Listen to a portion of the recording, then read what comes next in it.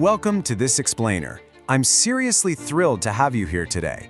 We're going to unpack a dense, but honestly, absolutely fascinating concept, the Six Sigma strategic marketing process.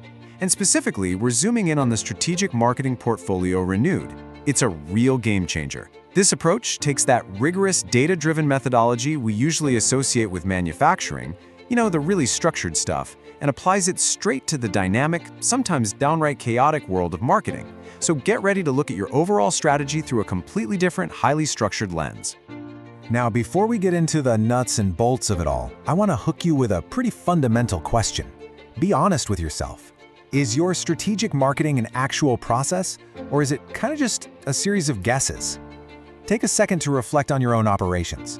Look, we all know that in marketing, it's incredibly easy to lean heavily on intuition, or those random creative sparks, or just repeating what happened to work last quarter. But today, we're exploring Six Sigma as the ultimate discipline for strategy. We're moving way past guesswork to see what happens when you treat your marketing strategy as a precise, measurable, and highly disciplined system. Okay, let's dive right into this. Here is our roadmap for today. We'll hit 1. Six Sigma strategic marketing. 2. Process discipline inbound marketing. 3. Phases of portfolio renewal. And 4. Tools, tasks, and deliverables.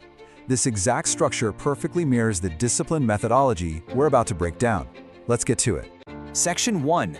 Six Sigma strategic marketing, the big picture. Let's look at how we apply this to your overarching strategy. So the absolute crucial point here is establishing exactly what we're zeroing in on within this massive methodology, and that's portfolio renewal.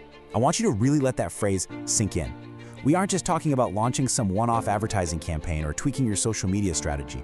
No way. We're talking about the systematic, continuous evaluation and rejuvenation of your entire marketing portfolio. Why do we even need to do this? Well, market shift, right? Audiences get fatigued, tactics go stale. This framework demands you treat your collective marketing assets exactly like a financial portfolio. It requires strict, disciplined upkeep. Underperforming assets, they're either quickly optimized or completely cut to make sure you stay sharp and competitive. Moving on to Section 2, Process Discipline Inbound Marketing, the engine driving the strategy. Time to see what actually powers this whole thing. Let's see how this builds on what we just talked about. We're shifting focus from that broad portfolio view down to the specific engine of process discipline. Now, there are two highly interconnected yet completely distinct concepts at play here. First up, process discipline in the renewed portfolio. That's the macro decision. Think of it as the high-level executive choice to, say, pivot your overall strategy toward a totally new target demographic. But right beneath that is the design process discipline during inbound marketing. This is the micro level. This is the rigorous step-by-step process of exactly how a single lead is nurtured through a very specific sales funnel. What this juxtaposition really tells us is that Six Sigma discipline isn't just something applied at the executive whiteboard. It has to be intricately woven into the very design of how you attract and engage customers every single day. The micro literally supports the macro. Okay, Section 3, Phases of Portfolio Renewal, the operational framework. Let's open up the hood and see how this operates. So we're looking at the actual chronological progression of renewing a portfolio, and it's mapped out through 3 distinct phases: identify, define, and evaluate. I absolutely love this framework because it creates this perfectly logical progression that leaves absolutely zero room for skipped steps. First, in the identify phase, you have to diagnose exactly where your current assets are bleeding leads and pinpoint the true market realities. Second, in the define phase, you must strictly establish the exact metrics, goals, and scope for your new campaigns.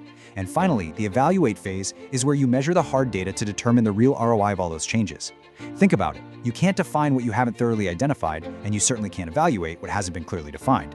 This structure literally demands that you run your marketing operations through a sequential, uncompromising gauntlet to guarantee total quality control. Finally, Section 4, Tools, Tasks, and Deliverables, the anatomy of action. Let's zoom in on the structural elements inside those phases we just listed. Now, what's genuinely brilliant about this matrix is how it brings total clarity to the absolute chaos of marketing. Across every single phase we just talked about, identify, define, and evaluate, you aren't just sitting in a room brainstorming. You're bound by strict operational requirements. Take the identify phase, for instance. You don't just sit around guessing what's wrong. You're required to use specific analytical tools, assign mandatory diagnostic tasks to your team, and produce a hard data deliverable before you're even allowed to move on to the define phase. And that exact same rigorous standard applies as you build definitions later on.